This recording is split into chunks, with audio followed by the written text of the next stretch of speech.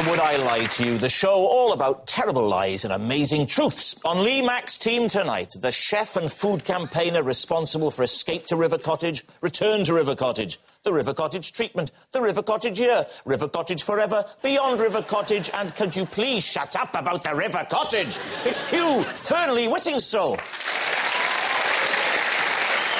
And one of the funniest comedians on the circuit, if only to look at. It's Rufus Hound. And on David Mitchell's team, a comedian who does adverts for the Welsh Tourist Board. I can't help thinking they should have got someone a little higher profile, maybe someone who hosts his own hit panel show. Just throwing it out there. It's Rod Gilbert! And one of the very best comedians in Britain. She's talented, she's charming, witty, erudite and beautiful. She also gets to write all her own introductions. It's Miranda Hart! So, we begin, as always, with round one. It's Home Truths, where our panellists each read out a statement from the card in front of them. To make things harder, they've never seen the card before, so they've no idea what they'll be faced with. It's up to the opposing team to sort the truth from the tosh. Hugh is first up tonight. Hugh, would you reveal all, please? Occasionally, as a treat, I put Marmite on my face and let my dog lick it off.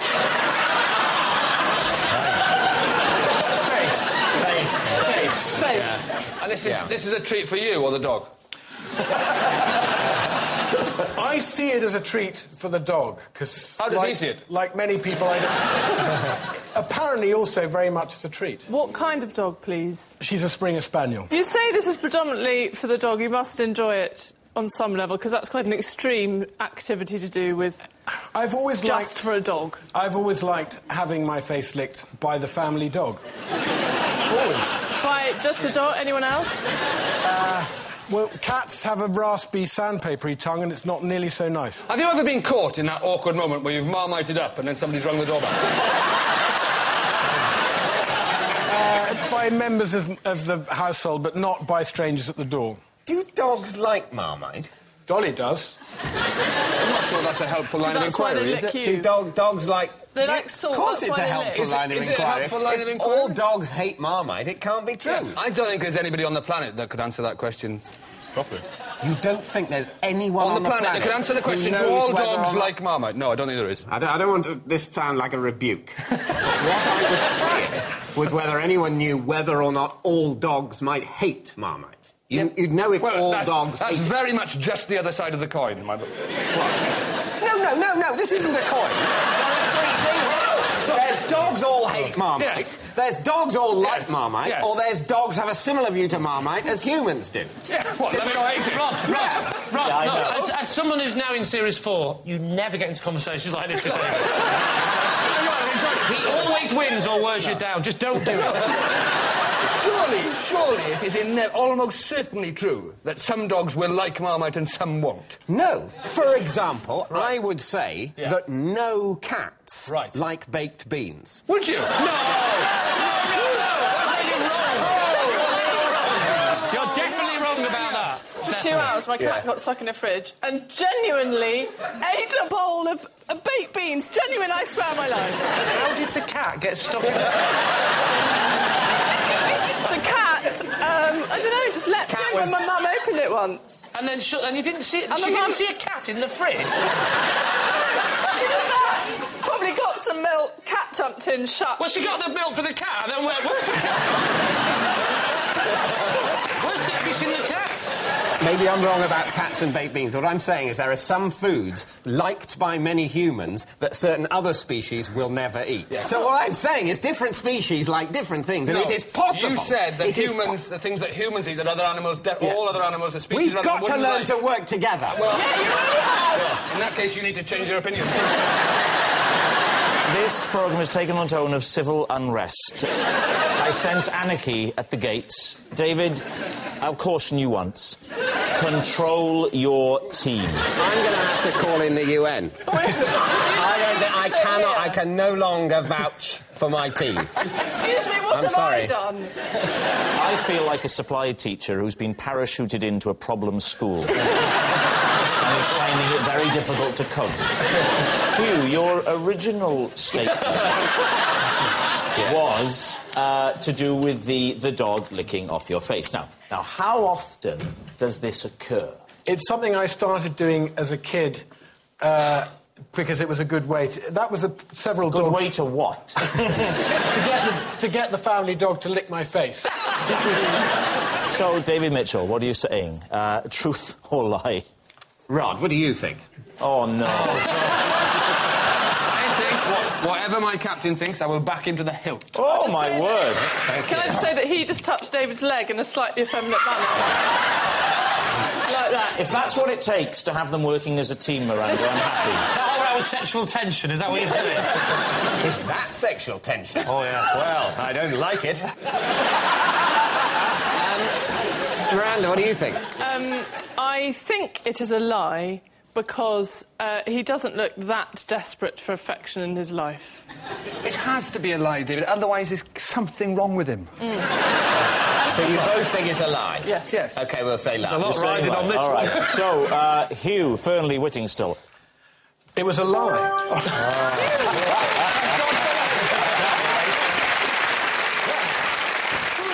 Yes, it was a lie. Hugh does not put Marmite on his face and let his dog lick it off as a treat. I once let a German Shepherd lick Marmite off my face. If you're watching, Jürgen, I'm sorry. I didn't mean for it to end like that. Miranda, you're up next. Right. I always test the temperature of my bath with my ear. There we are, Lee.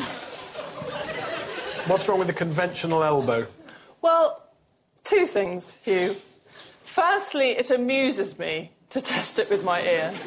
And secondly, I'm a big fan of the bath and I like to get it right and I think it's more sensitive. I sometimes test food, the heat of food, by my ear as well. Could you mime the process of how you put your ear in the bath? No, it's simply a question of kneeling at the bath, and then I have quite high baths. How high from the top would you say the water goes?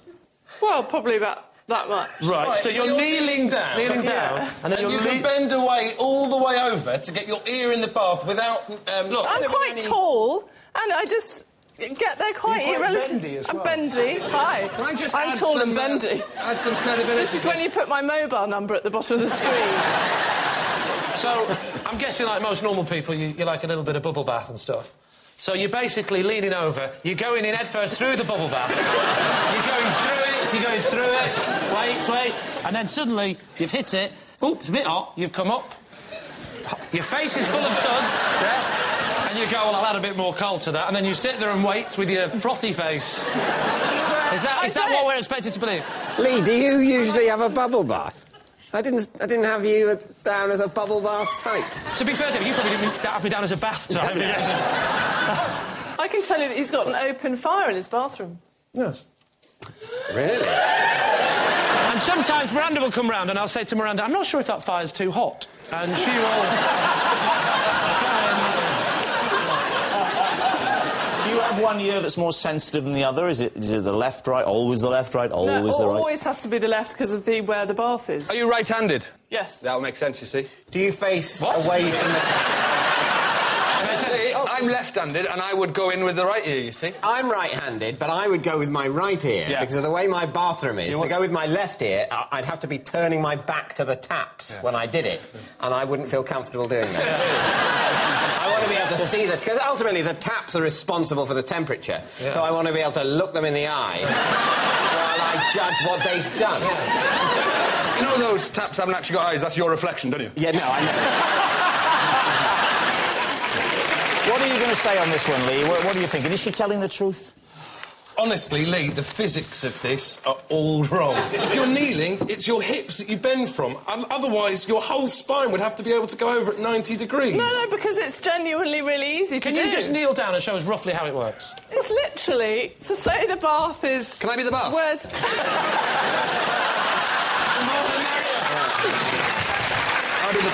Use the bath. Just say this is the water. That's quite low down. That's convenient, isn't it? That perfect height. No, but it's not. I can adjust it. I'll be the bath. There's the water. A bit of ear. Got me. That was very well done. Thank you very much. Well done. OK, Lee.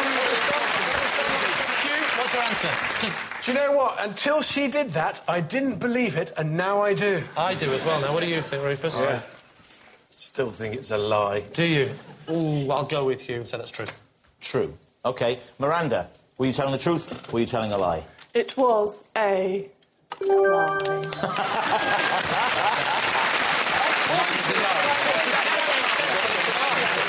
It's a lie. Miranda does not test the temperature of her bath with her ear. Rod, you're next. I once had a job where I had to answer the phone and say, "Hello, beef?" There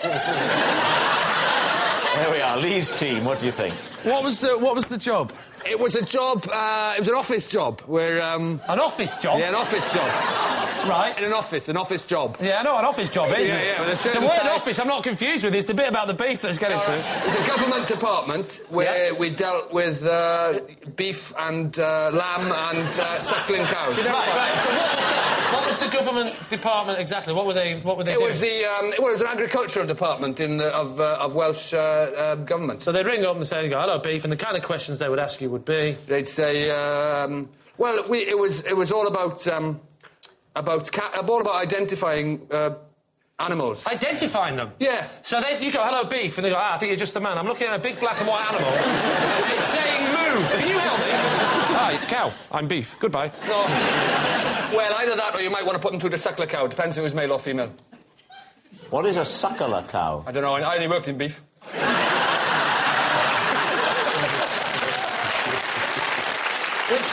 Was this in Cardiff or something? Or? No, it was in West Wales. Was it in Carmarthen? Carmarthen. Kidwelly? Carmarthen. Haverfordwest? Carmarthen. Carmarthen? You should work on the trains.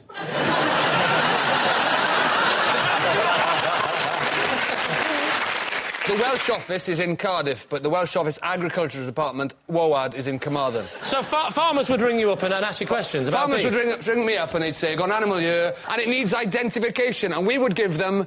What do you mean identification? We would give them cattle identification documents. It was the CID department, CID, Well, just cattle stop identification. It, stop it. I feel sick with confusion. I worked in CID. It was... Oh, you worked in CID? Cattle Oh, no, it makes sense. You worked for CID. There's been a mooder.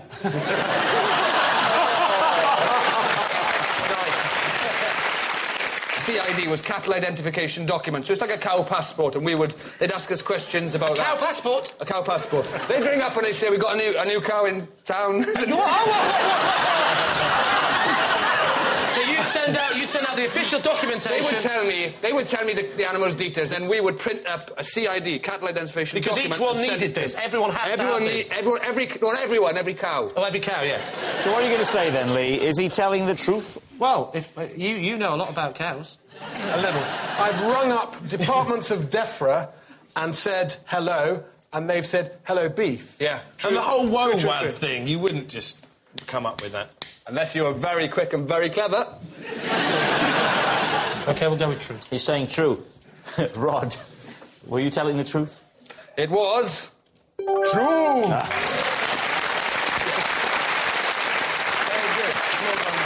Yes, it's true. Rod did once have a job where he had to ensure every cow had a passport. Oh, it's hard enough getting him into the milking shed, let alone a photo booth. So at the end of that round, David's team have 3 points and Lee's team have 1. Our next round is called This Is My, where we bring on a mystery guest who has a close connection to one of our panellists. This week, each of Lee's team will claim it's them that has the genuine connection to the guest. And it's up to David's team to spot who's telling the truth. So please welcome this week's special guest, Steve.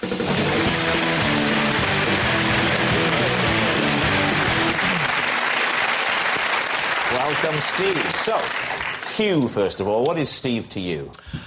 This is my friend Steve, who rescued me when I got stuck in a cave looking for bats. Rufus?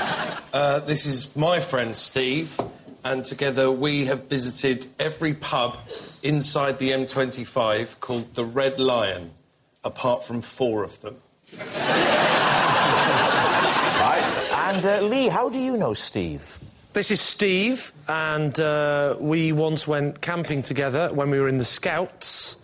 and we woke up to find that someone had stolen our tent. David's team, where to begin?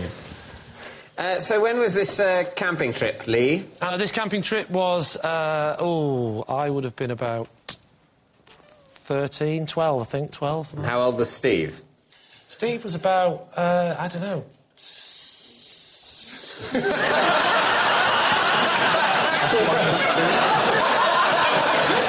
13. He wasn't born. That's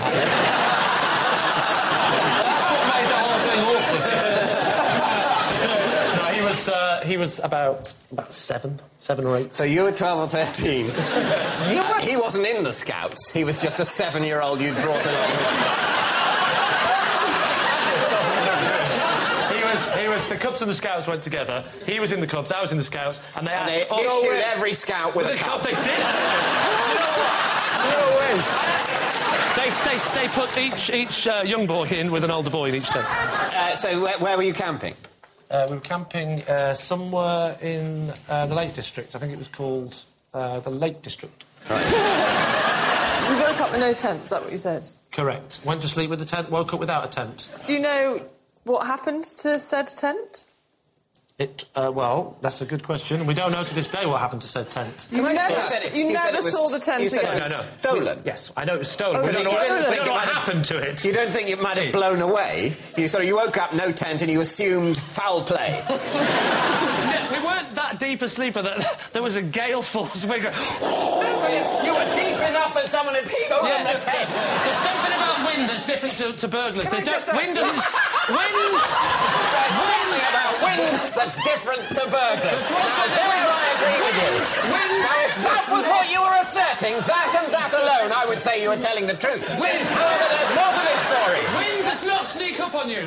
Can I ask a question? Well... Did this tent not have a built-in ground sheet? No, it did not. Because otherwise, it would have been, this is Steve and we were once kidnapped.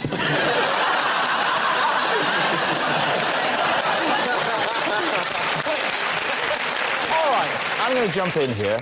David, please move on to somebody else. All right. Oh, yeah, I forgot about He's Hugh's Batman. To Batcave. Where were you trapped in a cave? In Sri Lanka. Really? Mm. What were you doing in said cave? Looking for bats. And what went wrong? It got dark. Don't bats live in the dark? Yes, but when I went into the cave, there was quite a bit of sunlight coming into the entrance and actually going quite far into the cave. And I just sort of went as far as I thought was safe, but then the sun went over a ridge outside the cave and it suddenly got very dark and I'd gone further into the cave than I thought. But then Steve wandered past. So has anybody seen a tent?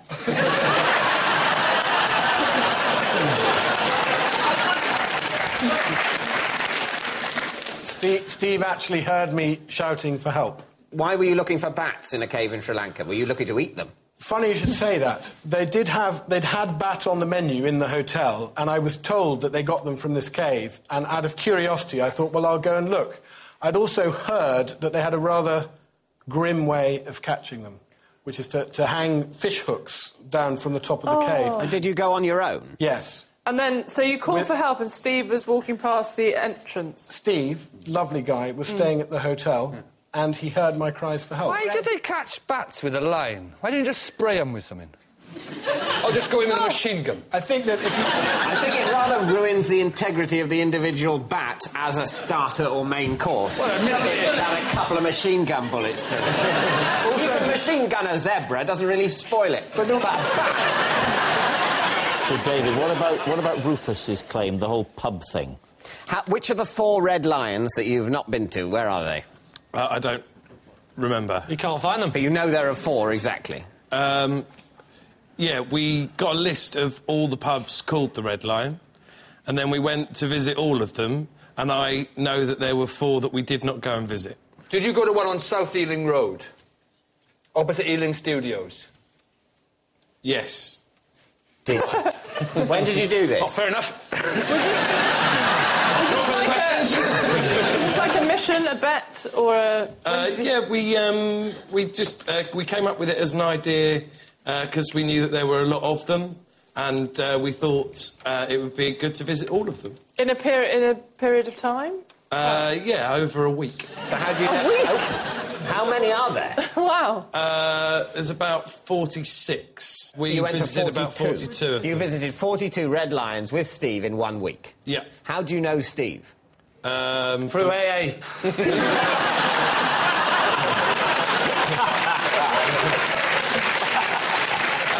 We went to school together. Right. So, David's team is Steve, Hugh's caveman, Rufus's pub crawler, or Lee's camping friend. Lee is definitely the least believable, I think. The other two are quite believable. Yeah. No, I don't believe Rufus at all. Rufus has got a bit of edge to him. Steve looks so sweet and presentable. I don't think he'd be in this weird Rufus world. He does look sweet, does he? Looks like a little cub. Yeah. Well, for me, I'm believing Hugh. I am too. I believe Hugh. Am I even getting a look in here? No. And obviously, if it turns out you're true, then super. You're saying it's Hugh? Hugh's bat saviour. OK. So, Steve, would you please reveal your true identity? Well, I'm Steve. I'm Rufus's best friend. And together, we visited all of the pubs called the Red Lion inside of the M25, apart from 4. Steve, everybody. At the end of that round, David's team have 4 points, Lee's team have 2. Which brings us to our final round, quickfire lies, in which our panellists lie not only through their teeth, but against the clock. And we start with... It's David. Possession. Ah, OK. Out with the box. This is my bloody tent. This is the... I'll hold it for you. Thank you. This is the cricket ball with which I bowled out Jeremy Clarkson at a charity cricket match. There we are. What sort of ball was it? Can we see the ball? A leg spin? Don't give him multiple choice. No, it was just sort of medium pace. Go on. Ready? What are you expecting to see? Well, there's a couple of things. Firstly, how long ago was this charity match? It was 2 years ago, I think. Because that... What, are you checking the serial number? No, I was looking to see how bashed around it was, where the splits were, if it looked like it had been hit. I mean... Don't eat it. I'll tell Can you show us your bowling action, David? Yes, all right. Start with a good catch. Watch out, Miranda. Can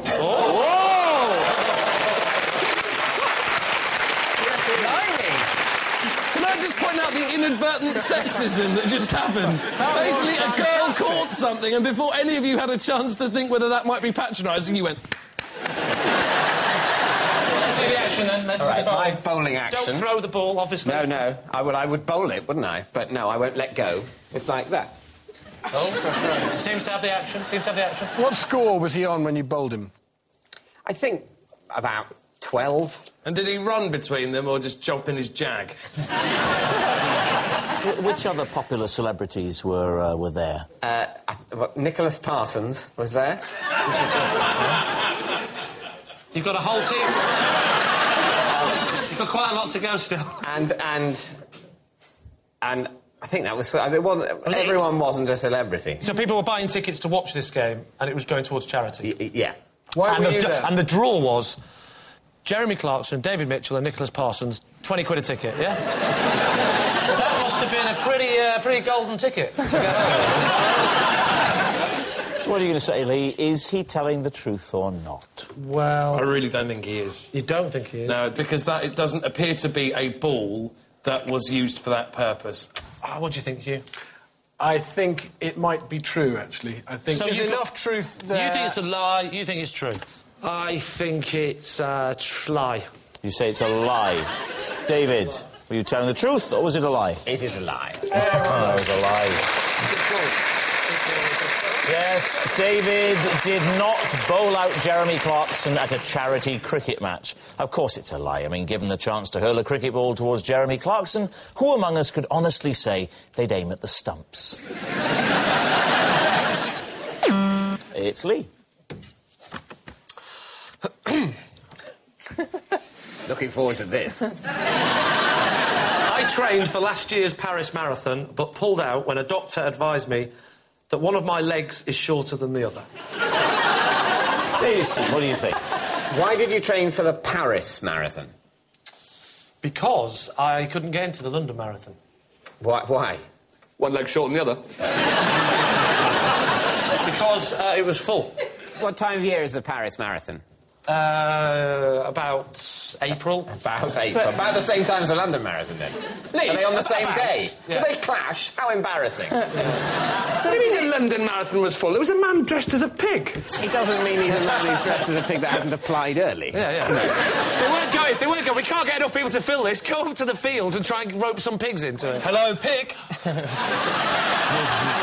Yeah, we'll send one down. No problem. What made you go to the doctor? Did you have an injury? Did you feel pain? What was... I did. I felt pain during the training and I said... Where was the pain? in my leg.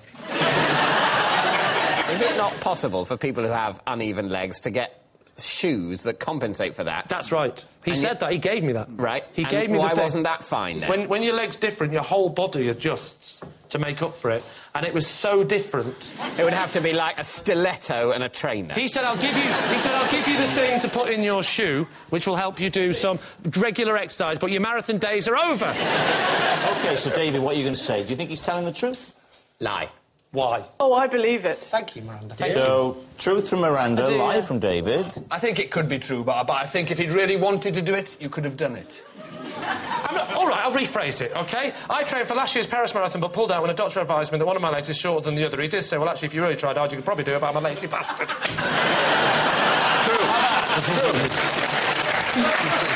So we're saying lie. Your team says lie. OK.